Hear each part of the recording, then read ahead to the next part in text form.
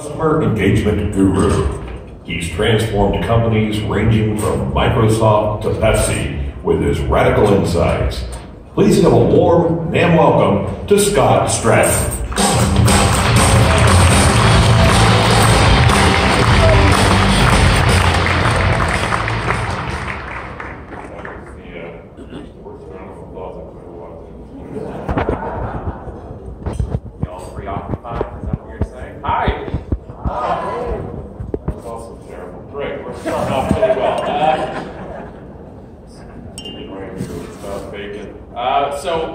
So when I was walking around the trade show yesterday, I do this for a living.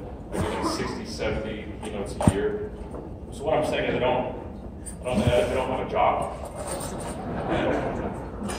That's a full sentence. I don't know if you know what this means. It means full stop with nothing further. And most of the time I speak to financial planners and accountants and dentists, and usually I'm the only at an event, and this event I am out tattooed, out bearded, and out haired. So congratulations.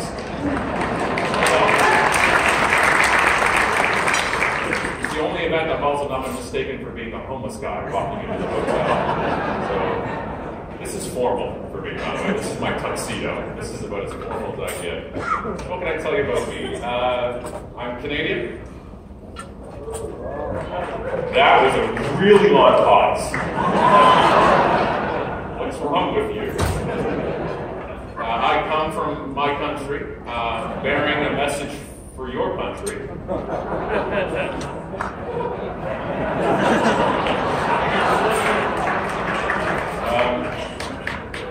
So, how are you doing? That's pretty tense. You can join us anytime you want in Canada. We're almost done building the snow wall, so you need to hurry.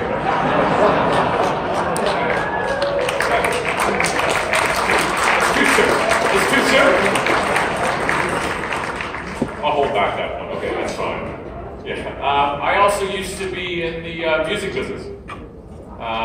So notice, by the way, less applause for that than Canada. So. I got out of the music business where I realized I had to make a living, so I left, and it's an industry joke, because you don't. I used to manage bands in Toronto. You haven't heard of them, that's why I don't do it anymore. But everything, like on marketing, the core ideas of on marketing were created based on what I learned in the music business, trying to fill venues and clubs with fans or potential fans. This is in the late 90s. So we used to, instead of taking the door cover charge of $3, we'd ask for somebody's email address. But our question was not, give us your email address. It was, do you have an email address back then? And people were saying to me, when the book came out, somebody else a few years ago said, I'm going to come out with a book called On Marketing. And he was part of a corporation. He was a digital director of Pepsi. And he's like, I'm going to do it. And I said, I already wrote that. And somebody else said, yeah, but he actually, has a job. And I'm like, give me a $30 million marketing budget. It's fairly easy for me. Give me zero budget and fill the Horseshoe in Toronto, the club, on a Wednesday night with 150 people. That's more impressive to me than selling $1 million bottles of Pepsi. Oh, and then we played the following Tuesday at a different venue and then fill that one. So I understand that. That's my passion actually about in the music world. Two of our kids already want to go into be producers, even though I told them not to, and they want to get into the business. So what I'm trying to say is this is a bucket list event for me. So I'm so excited to be here. I don't actually say this to everybody, but I'm really excited to be a NAMM.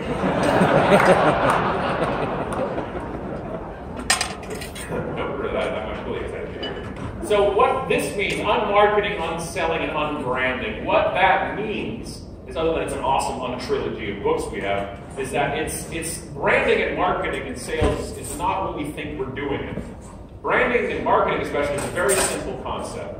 A brand is simply when you see something, when you see a logo, when you see a person or a band, or you see even an album cover, whatever you think, that's the brand.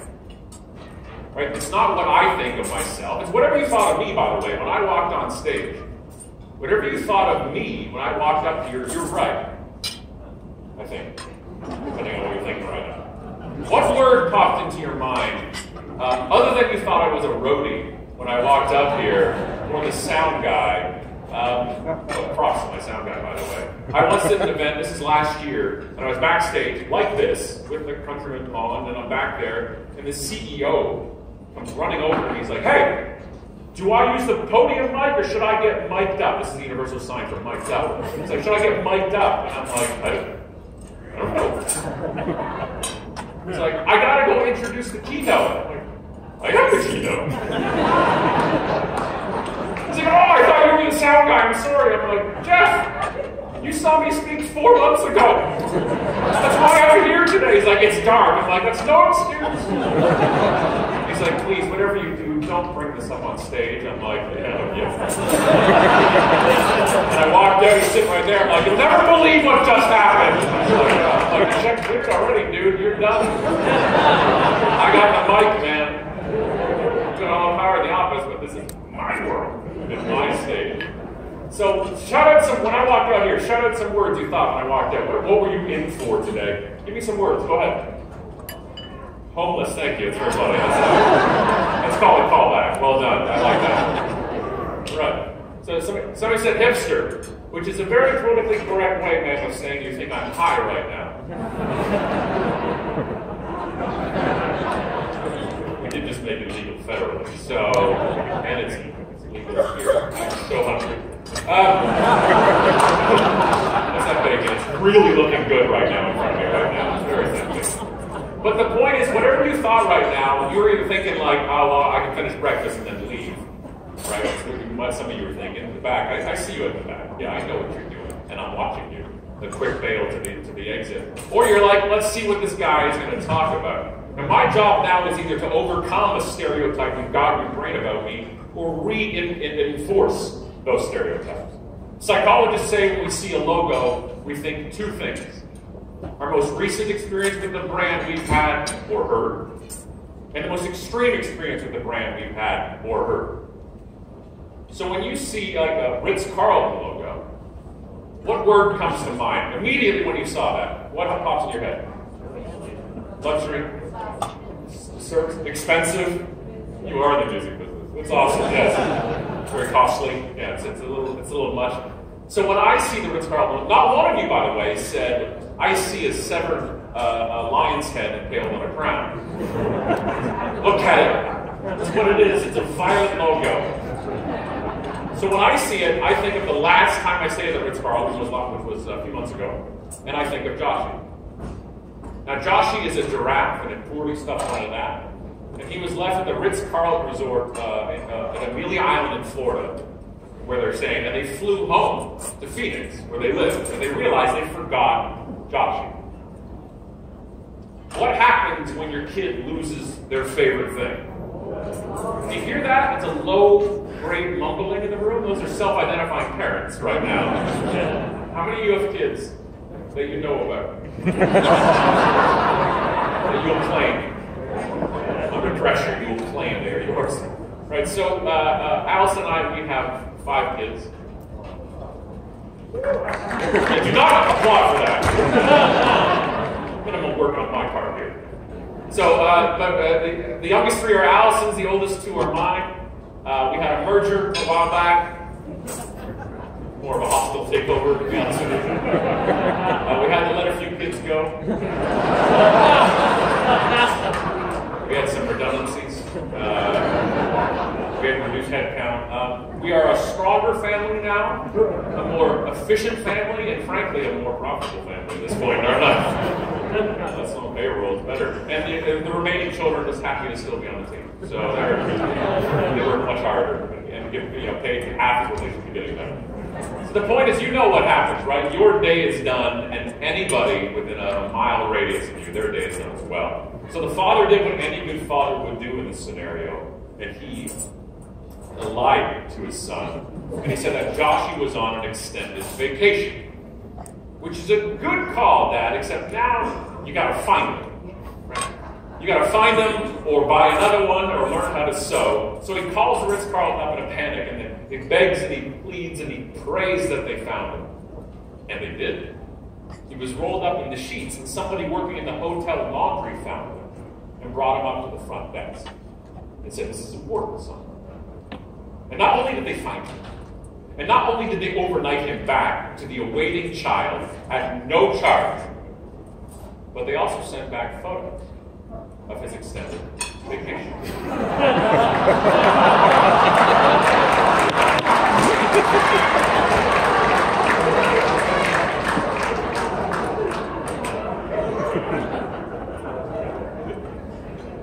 Do I have had anything to this?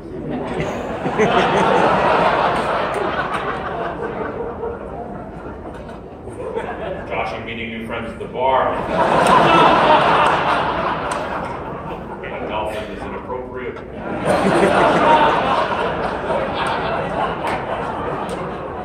Last night I was wandering around the lobby, and if you're sitting in a circle of your fellow music business professionals and you can't figure out who in that group is the inappropriate dolphin, you're the inappropriate dolphin. It's just math, kids. That's how that works.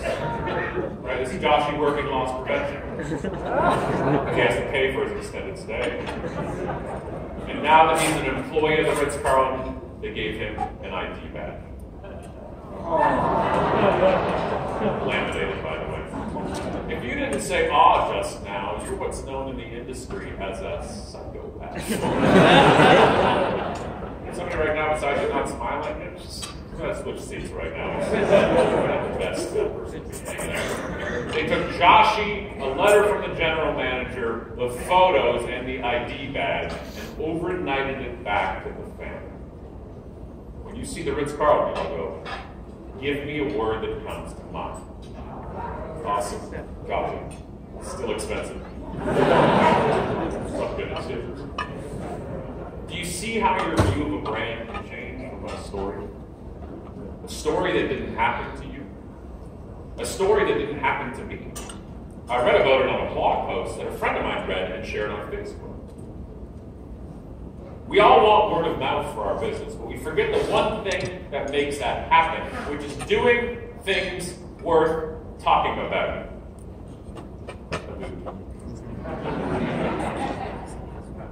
We all want it, but we tell stories. That's how this works. We share stories. We share brand statements, our stories.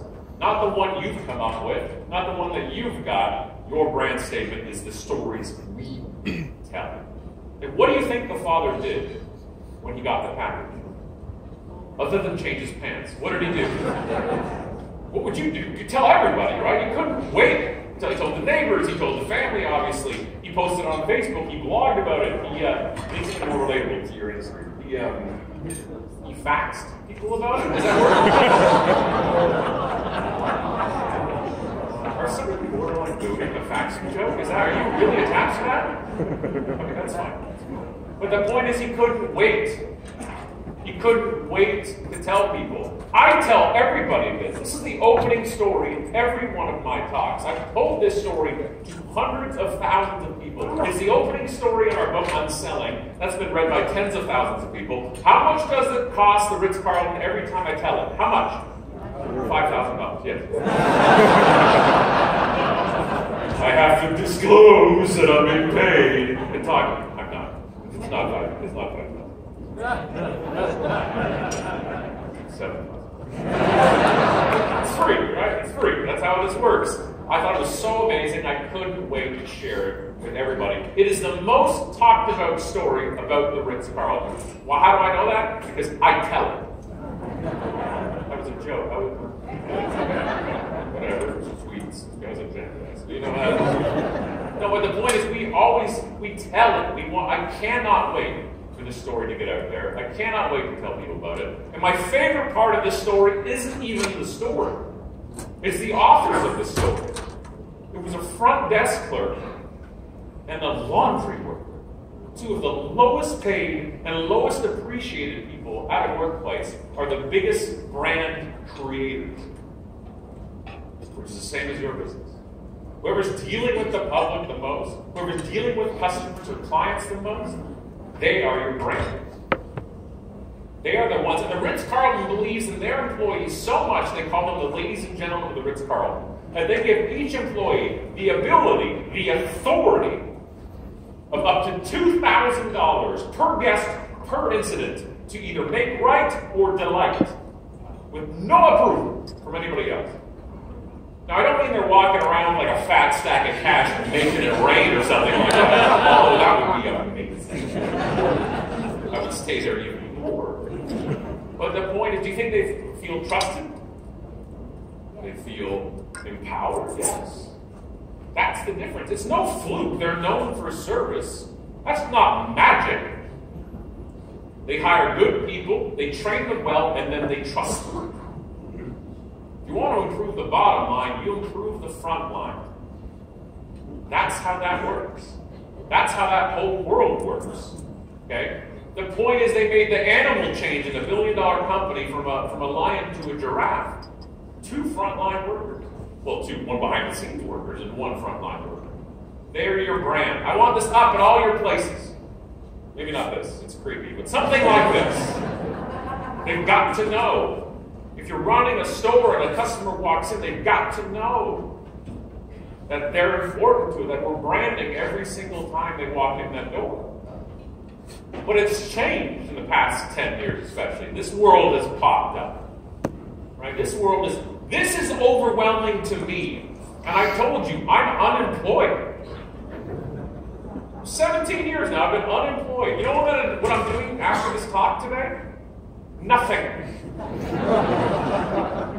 I have nothing on my schedule except that party tonight, that jam session party that's here. Do you have passes? I need 1 pass for it here. So I will bribe everybody here to find me that pass. Please. Please. So, this world here, this world is my world here, and I live in this world. This is my jam. This is how I got known. I was the most influential Canadian on Twitter until Bieber got on there. I can check the numbers. It's close still. It's not even remotely close. I have 187,000 followers on Twitter. I've tweeted over 110,000 times. All manually, nothing scheduled. We have almost 70,000 people on the Unmarketing Facebook page. I have 18,000 connections on LinkedIn. I only know 3 people in real life. I don't know who these other people are. So I can't keep up with these places. I don't know how you can. Can this help a store? Sure. Can it hurt it? Yeah. Nothing inherently works. It's what we do with it. Right? It's what we do with these things. It literally is an instrument. Right? You hand me a guitar, it's just going to sit there. I have no idea what to do with it. I'm not a musician. I was a singer. So you see what I did there? What are we all singers now? What are you, is it killing you that I'm up here and you're not standing up here? Is that how it works? I don't understand. So, no, so I just fired the band and I stayed on stage. That's how this works. I don't have to split it 5 ways now. It's a singer joke. But the point is this. Just like an instrument, it doesn't inherently work. It doesn't sound good, it doesn't play. It's what you do with it. These were my instruments.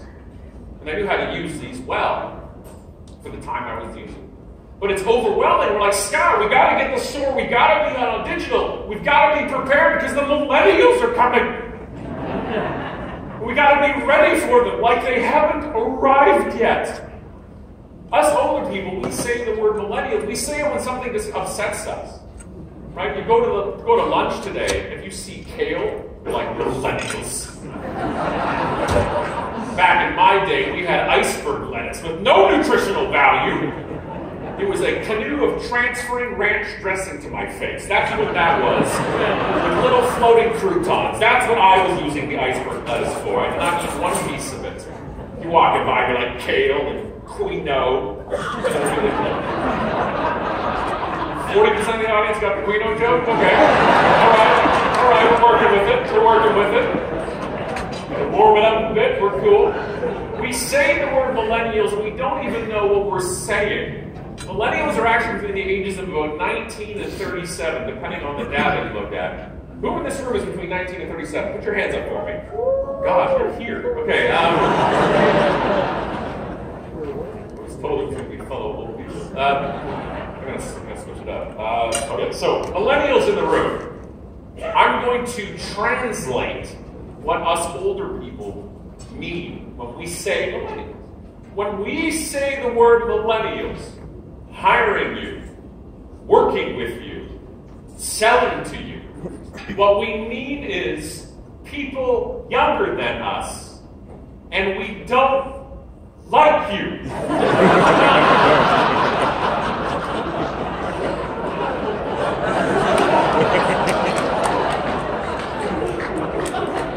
There's nothing true.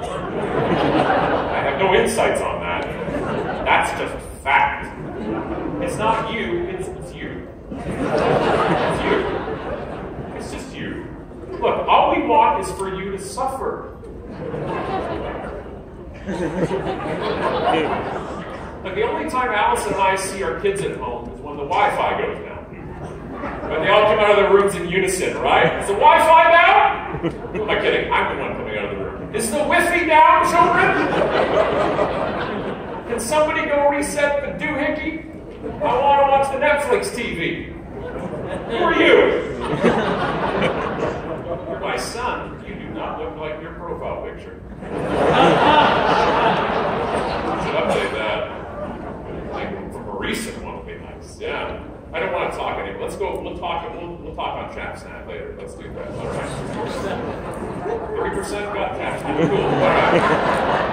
We know ChapSnap. We're good. We're getting there. Please do not write. Fellow old people, do not write down ChapSnap as an app. To connect better with the kids of today.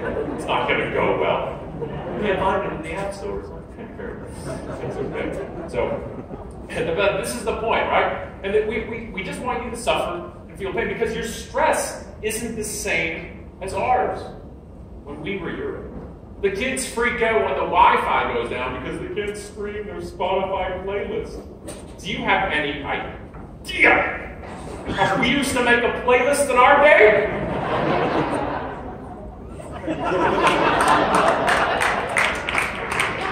You got it. I'll give you 3 words, right? Play, record, and pause. If the DJ would shut up for a second, because the top 8 and 8 song, and I think I hear Salt and Pepper pushing, and that's my jam. There it is. Be quiet. And you play, you get 7 songs. You flip the tape. You record 7 more songs. You take your mixtape and you put it in your car, and you listen to it for 11 years.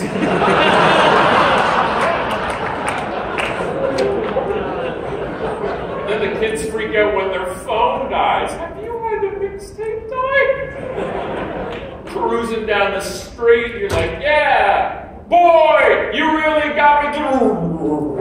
Take it out, take it out. And you take it out, and it's a spider web of tape. You're like, somebody give me a pencil.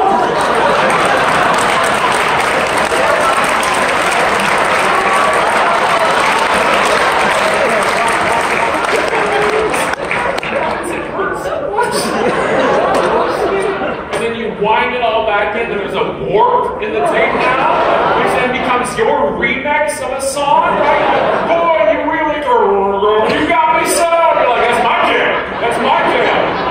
And then you hear it on the radio, you're like, that's not right. That's not right. They don't have a on that part. You just don't get it. This is the problem. We've just gotten I'm so tired. I'm so tired all the time. And what it's done, millennials, and I thank you, because it's brought together 2 foes, 2 groups that did not get along in the past. Gen X, my group, and Boomers. We come together to form a slow and sore Voltron to go against these young and very fast millennials in our bitterness, beauty, Mount Everest together, right? It's just but we get it. I'm going to give you the difference between generations right now. Gen X in the house, let me hear you. Go ahead.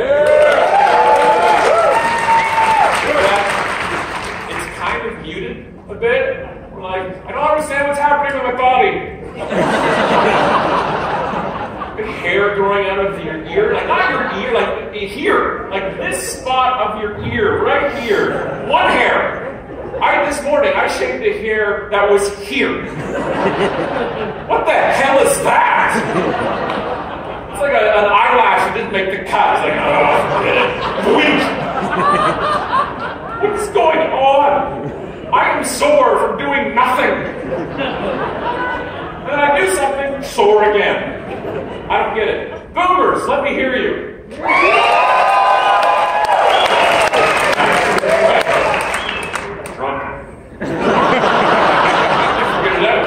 They figured it out. Millennials.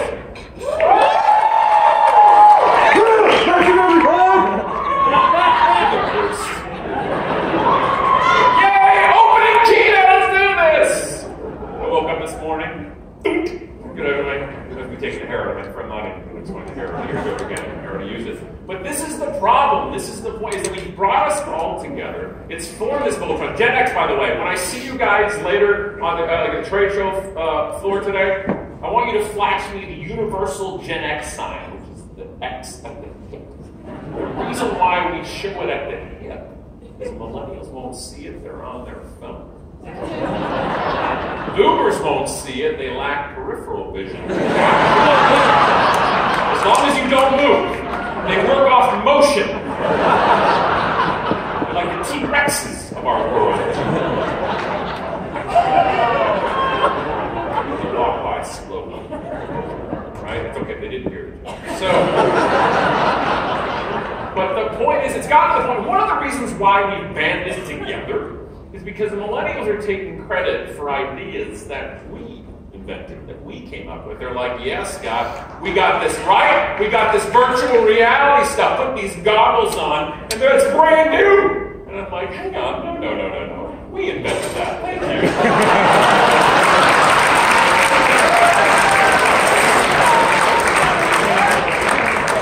I too can go anywhere in the world. As long as on one of these 3 scratch discs I've got. I swear, for 20 years of my life, I thought the Great Pyramids had a scratch down the center of them.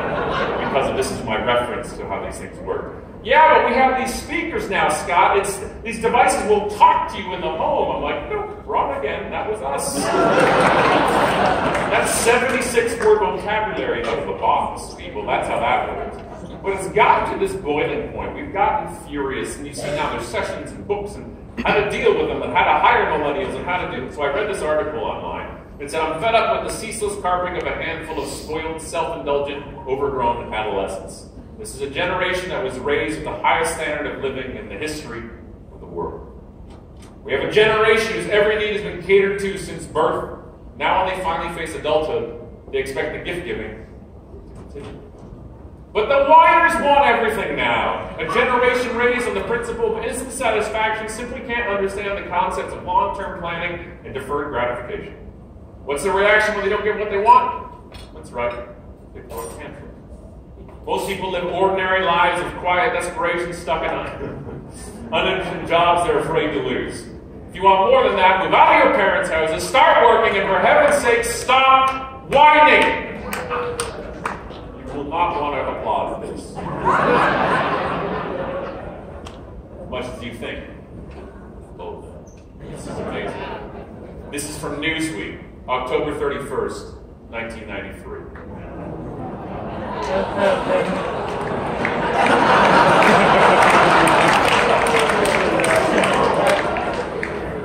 Oh, I got you. Millennials, I got you back. Why? Because we were the millennials 25 years ago. We are Gen X.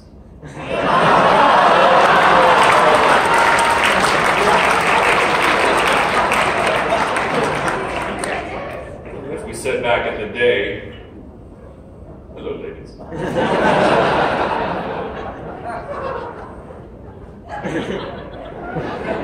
Obviously, this was my audition photo for Lord of the Rings. You'll notice the Jostens watermark stamp on the left side of the photo. That's my people over there. That's my people there. My mom wouldn't pony up the $9 for a print. The reason being was this was a graduation photo set, and we weren't sure Scott was going to graduate high school at the time. So this was peak Scott. This is me at 18. This is the lead singer of a metal band in high school. We did Pantera, we did Megadeth, we threw Primus in just to mix some people up. It was amazing. This was peak Scott, and this was the peak of my knowledge. I knew everything that day. Every day since then, I realized how little I know. But this was peaking. Gen X in the room here. What was being said about us then? Lazy, entitled, don't want to put in the work, always glued to a screen or computer. Slackers, that was the biggest word there. What was the slacker generation? Millennials, what's being said about you? Lazy, entitled, don't want to put in the work, always on your phone. It's just the law of the land. Every generation hates the younger generation. My grandfather hated my father. My father certainly hates me. And I hate our children. I don't. We have 5 incredible children. We've won the lottery like 5 times. They are incredible and awesome. I hate your children. You need to parent better. Have you seen them? They're the worst. They're the worst group of people. But this is the point. We've always hated them. This is how it works, simply for the fact that they are younger than us. That's it. How do you hire millennials? How do you retain them? First off, just pretend that they're human. Let's just go with that. Let's run with that rumor for a bit, without a clarification or any sourcing of it. Let's just pretend they're human. What did you want out of a job when you were 20? And is it different than you are when you're 45? I hope so. But just remember what it's like. What was it like to work when you're back there? Well, you know what? They just don't want it. It's just a job to them. Yeah, that's the word. It's a job, and they don't all want to stay in the music industry, and that should be okay. Well, Scott, I got my start, though, as part-time retail. Yeah, great, I know. You made 83 cents an hour. I get it. You worked your way up. Congrats. You're the only one that did in that company, because you're the one in that spot now. It's okay if they don't have the music pouring through their veins, their life's dedicated. Maybe it is just a job. We'll still make it good. We can still feel valued. I don't care what age you are, you still want to feel valued in a workplace. Still, you're valued for your knowledge and your contribution. Yes, you should just shut up and do the job, but do you like working for that person? Did you like working for that person back then? No. That's the problem. Is there a difference between the millennial generation right now than when we were that age, when boomers were that age? Was there a difference? Yes. The difference is disruption. Disruption is not just a fancy word to get me keynote gigs. Disruption is simply change without time to resist it. Back in the day, we used to have time. When change was happening in the industry, we just built walls around us, and by the time the change was fully adopted, we were retired. Yes.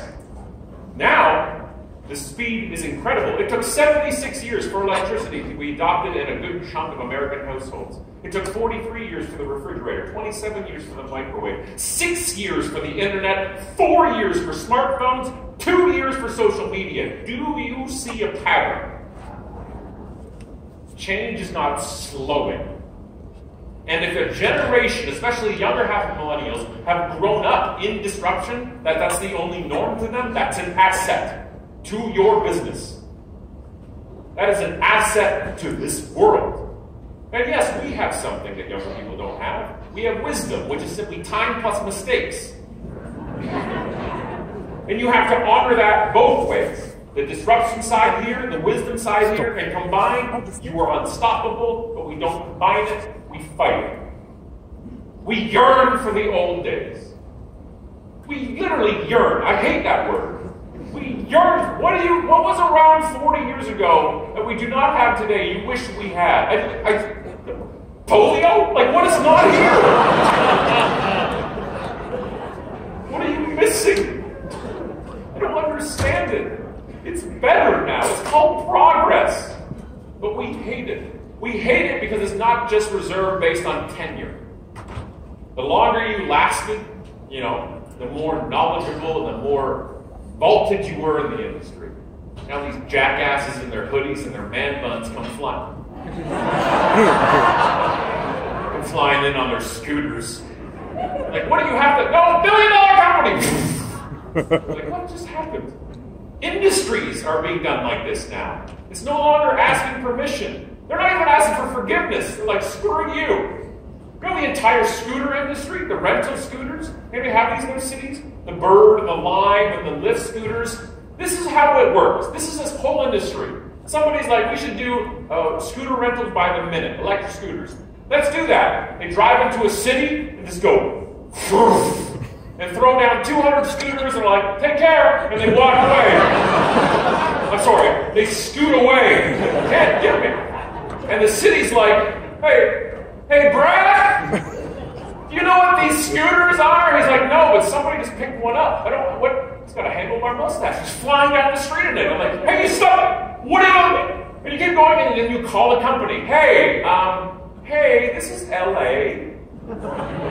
Yeah, it's LA calling. It's the city. Yes. Why is there 200 scooters for your company? Like, that's our bad. We can come get them. Like, well, no, everybody's riding them now.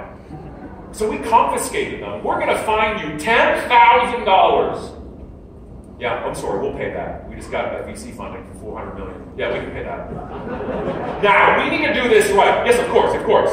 We can put them out next week, but you have to follow these rules. You got it. 2 weeks. You know how long it would take to propose a new permit for a new industry in any city? Look, try and change the brand of coffee in your house. That ain't gonna fly. Let alone an entire city's way of transportation. So instead of 7 years, they just went poof and drove away. That describes disruption. Warby Parker, the founders of Warby Parker, the glasses company, one of the most successful glasses company now out there, were 2 pissed off customers. They were in the industry. They're like, this is ridiculous. Should we start our own? And then they did. I'm leaving out a few parts, but you know what I'm saying. Disruption happens outside of an industry usually because we're not willing to look at it inside. We're too busy protecting the walls to realize they all come around back. And they couldn't care less about our castle. They're actually just like, here, keep going. That's what happens with disruption. That's how this world moves. And we don't think about that. We don't realize that that is an asset to it. We put job ads out that say we want people at entry level, jobs that are really aimed at younger people sometimes. You're going to be a part-time clerk in our store. And we're like, we must show initiative. And then when they open their mouth, you know what we should do? You're like, shut up! You have no idea what you're talking about. When the actual innovation only happens through insubordination. Insubordination is simply innovation is being insubordinate to a current idea or construct. That's a good thing. But every time somebody brings a new idea because they're younger, we're threatened. It's not the way it works now. It's not the way it works. Age has got to be the driver's license number. It's only valid on that, and it doesn't matter anything else. There should be this mutual side of things where the idea is what's important, not the other way around. I used to hire for retail. I used to be in HR. You can believe that. I didn't last very long. I had to get out of HR because I realized I hate people. It's a bad profession I was in. We used to hire for retail, and I put job ads out for our senior, somebody full time. I don't know what you call your senior person in a store, like the senior key holder, Palpatine, whatever they're called in the store. And I put out must have 3 to 5 years retail experience. You know why I put 3 to 5 years retail in the ad? I don't know why I put 3 to 5 years retail, except every other job ad said 3 to 5 years experience. I don't know the difference between 3 years experience in retail and 5 years experience in retail. I don't know the difference between 1 year retail experience and 8 years, except the person with 8 years retail experience hates humans more than the person with 1 year experience. Now that's science, right? That's just straight science right there. Understanding that there's a value in this, though, and I want to hire people who give a damn about music and about the customers. Not because you've worked somewhere else and you lasted for a certain amount of time. This is still surviving, should not be a qualification for a job somewhere. We have three types of customers in this world: ecstatic, static, and vulnerable. Ecstatic ones are the ones who just come into the store, see what you got new, what's going on, maybe chat it up a bit, play smoke on the water a little bit, you kick them out again, right? Don't do it. Don't do it. Static are the ones who have come by your place or ordered it either online or at the store. They're there, but they have no loyalty. They're just there because there's out of convenience. And vulnerable are the ones who had a poor experience and they were probably going to out the door.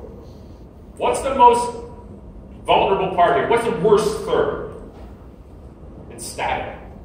It's the F word of your industry. That's fine. You find out how did everything go today? Fine. Nobody's fine. Nothing's fine.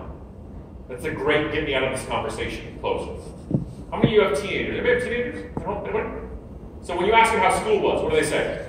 Fine. That's code for I just bought a bag of heroin. And I'm going to go to my room. Okay, I'm not telling you what happened. Fine. We want to find these things out. And this is the life. We call this the pulse of your customers. And it goes up and down. This isn't the lifespan. This could be a week. It goes up and down, up and down. Every phone call, every email, every dropping into a store, that's up or down. It's a pivot point you choose. And sometimes it goes wrong. And it comes out in a review. And they're ripping on you. They're ripping the store, they're ripping your life's work. And your only thought in your head is murder. Right? You see a bad review about a store and you're like, one of two things happens here. They're lying or they're a competitor. There's no other thought of actually this happened. Psychologists have a term called the service recovery paradox, which says if you fix a problem that has been brought up by a customer, you fix it to or above their satisfaction, they will think even better of the brand than they did before the problem happened. Does that make sense? You'll create a more loyal customer, a higher spending customer, if you screw up and fix it. We can't stop screw-ups. So when these bad reviews come up, this Monica, she left a 1-star review for an Ashley home furniture store in Texas. Now here's the thing, the store was great. Furniture was great, picked out a whole living room set, salesperson was awesome, pricing was fair. She ordered it all and went home. What do you think happened next? Delivery. Wrong day, wrong time, wrong furniture. It was the wrong color. And the delivery driver said, and I quote, looks close enough.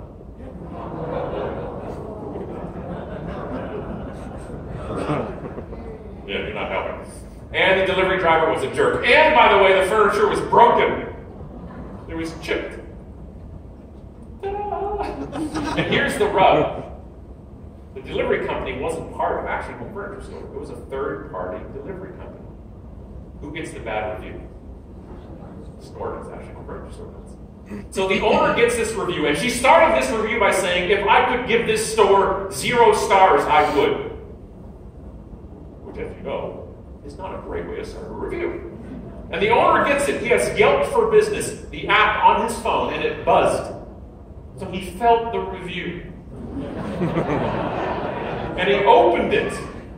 And he saw this, and his reaction was, no. No, no, no. Unawesome is unacceptable. And he phoned her, and he fixed it. And she went back and revised her review. That never happens. And she revised it. She says, after my scathing Yelp review, I was immediately contacted by the owner. Ben is courteous, professional, and kind. He followed up with everything he stated he was going to do very promptly.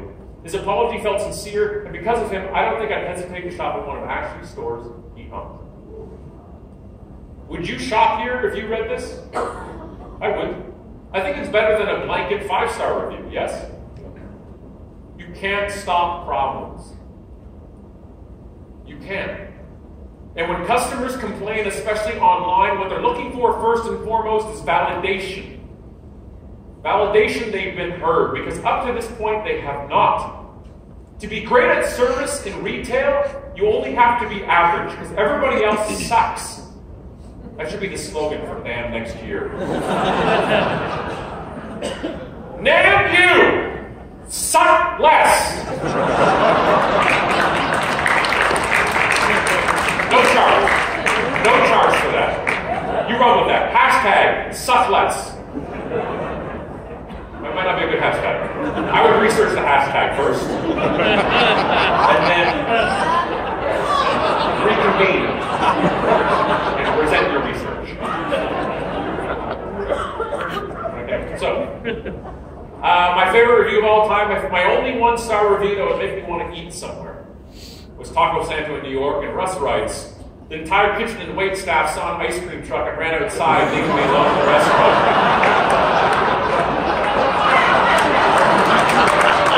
10 minutes later, they came back with an ice cream cone.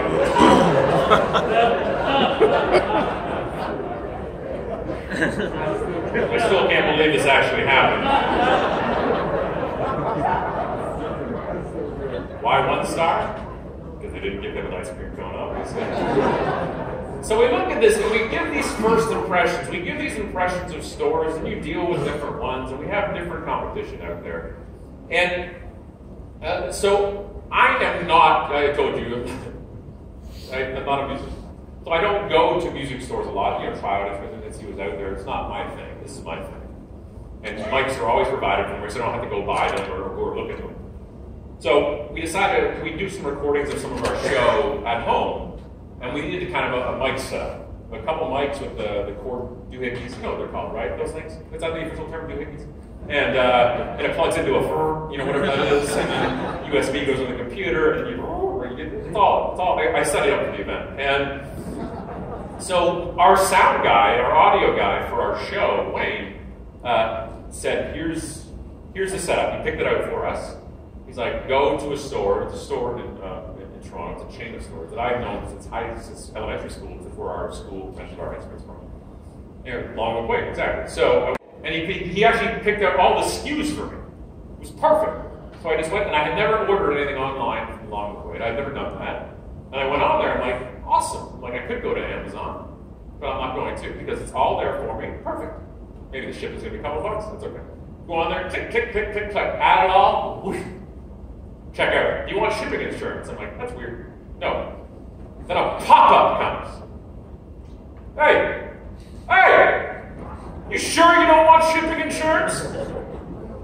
Because once it leaves our warehouse, we are no longer responsible for it. I'm like, is this the mob? It'd be a shame if something happened to your microphone. Just pay us 10% and we'll protect it.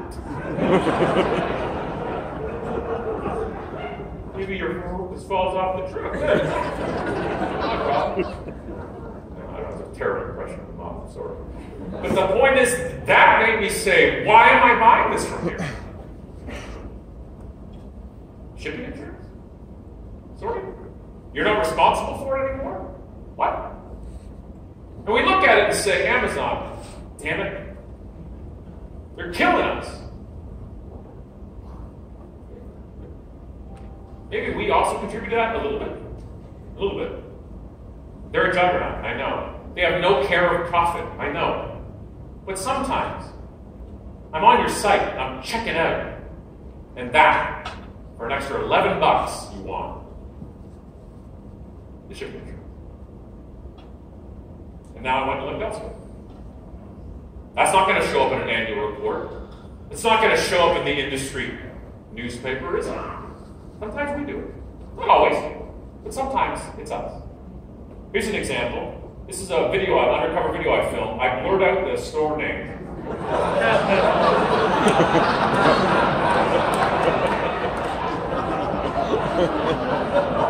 Don't want to get into trouble.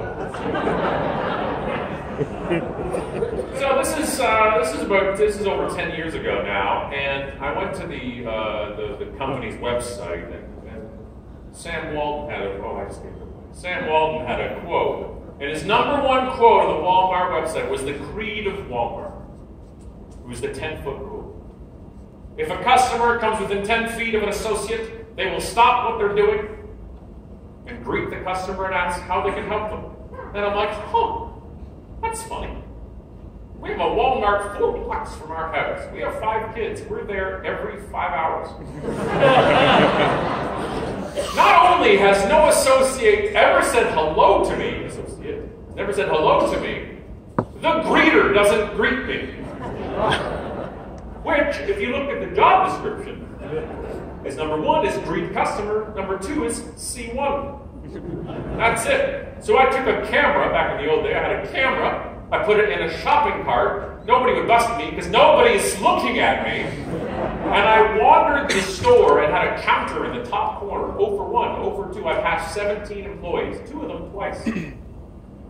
And I sped it up 4 times speed. I put Lionel Richie Hello as the soundtrack. And I uploaded it to YouTube. And it went pretty nuts. Back then, a 250,000 views was viral. Now it's like a sneeze. But back then it was huge. And I only posted it to 2 places. I wasn't even on Twitter then. I posted it to 2 places. A WalmartSucks.com forum and a Walmart Employees forum. They're the ones that made it go viral, by the way. They made it go viral. So that was perfect. And it went nuts. And I read the comments. Don't do that.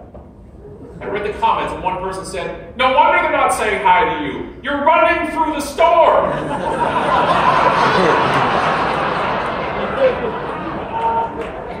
I sped the video. I'm not answering YouTube comments. I'm not. You start that, and it's all over. So I spoke at Walmart 2 years ago at their head office in Bentonville, Arkansas. They brought me in. I'm like, did you see the video? Like, it was hilarious. It's not funny. And I told everybody about it on stage. They're all like, yeah, we know.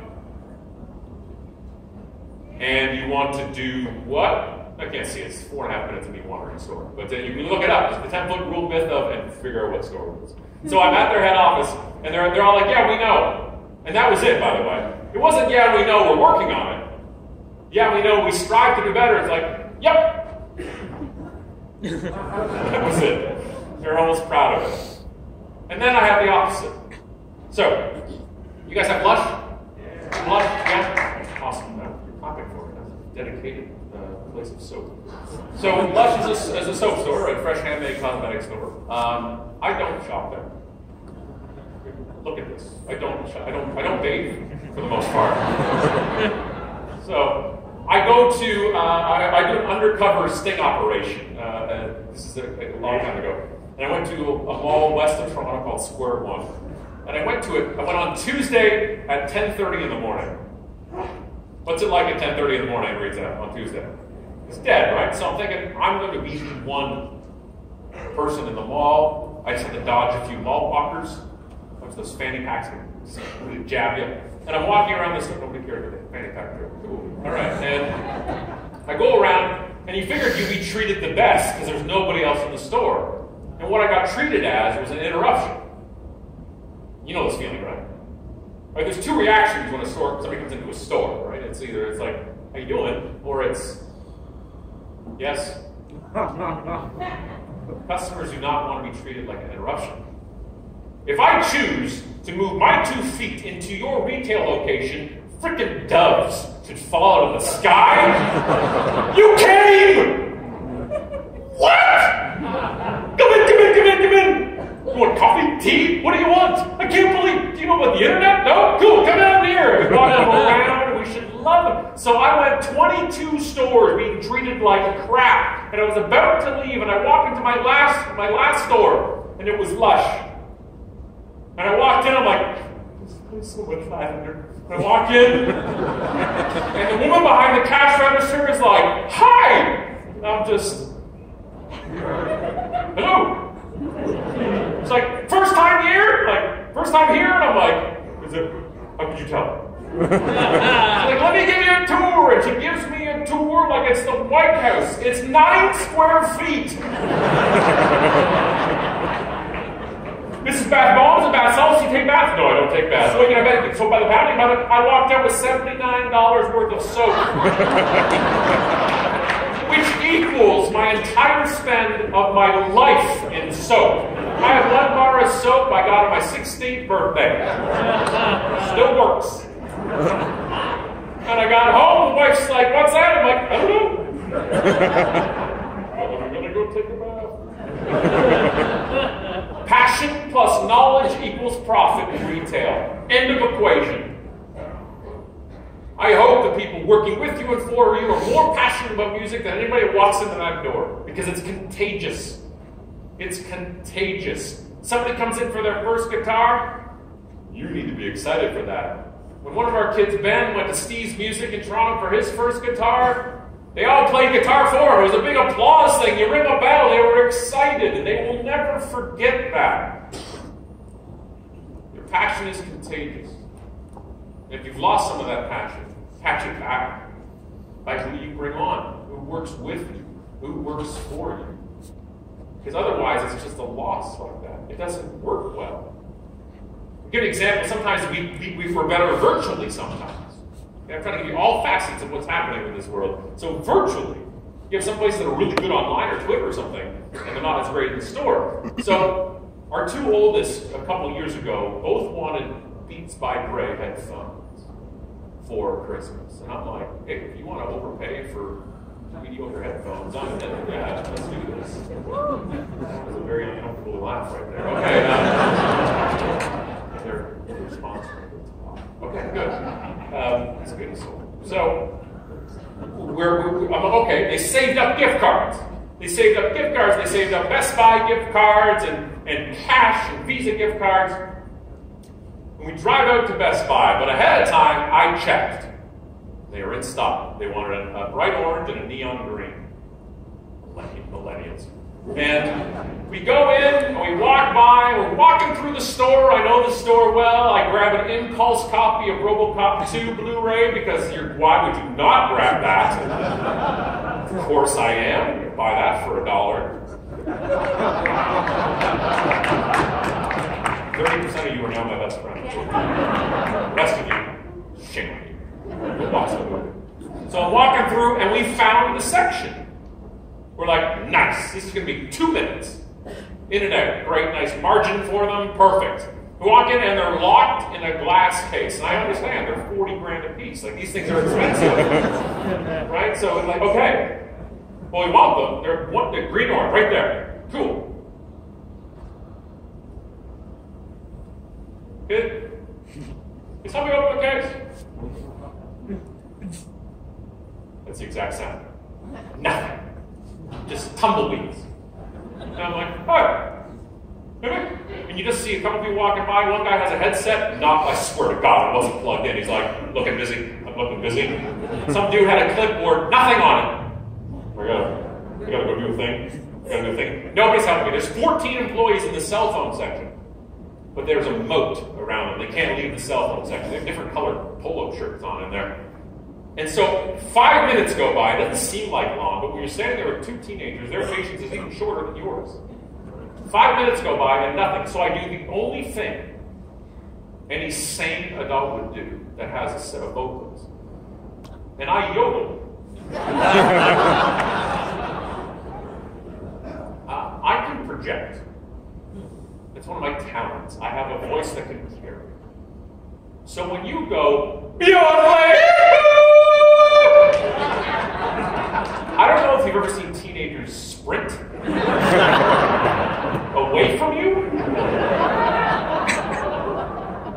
but the children have never moved faster. And I saw 12 heads go up from the aisles, like gophers, with Best Buy tags. And I'm like, 12 more weeks of winter. All right. And nobody comes after the yodel. So I do what any good social media diva would do. I sent a tweet. And I said, no wonder, and I was upset, so I took a low blow. And I said, no wonder Best Buy is losing market share to Amazon and to showrooming. I'm standing in their store, and I can't give them my money because nobody will open the case. In 47 seconds, Best Buy's head office in Minneapolis, somebody there replies to my tweet in 46 seconds and says, I'm so sorry about this, Scott. What can we do? And I'm like, open the case!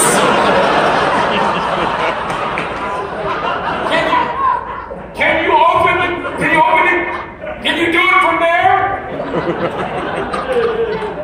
Can I flip it? Can I open it? No? All right. And then we walked out. I put my copy of RoboCop 2 down.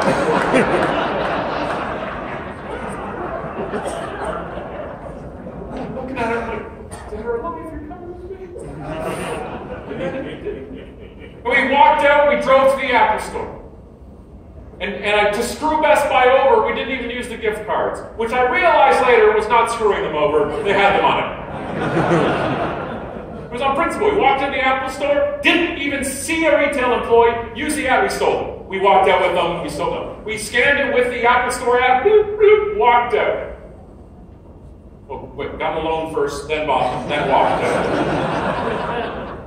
That'll never come up in their annual report. That'll never come up in their meeting. That yes, showrooming happens. Yes, when people come into your store, look at something and then go, okay, cool, thanks, and order it. I understand it. But sometimes, just sometimes, it's us. Sometimes, maybe, and I'm stretching here, but if my feet are in your store, and I choose to work with another company somewhere else, virtually, maybe sometimes it always hasn't gone as well as it could have in the store. We have to be able to look in a mirror and say, if I say I'm part of the problem, that's good because then I can help fix it. And if it's always a big box store problem, or it's Amazon's problem, or it's somebody else's problem, there's nothing we can do but die. Yes, we can't control it. We're screwed.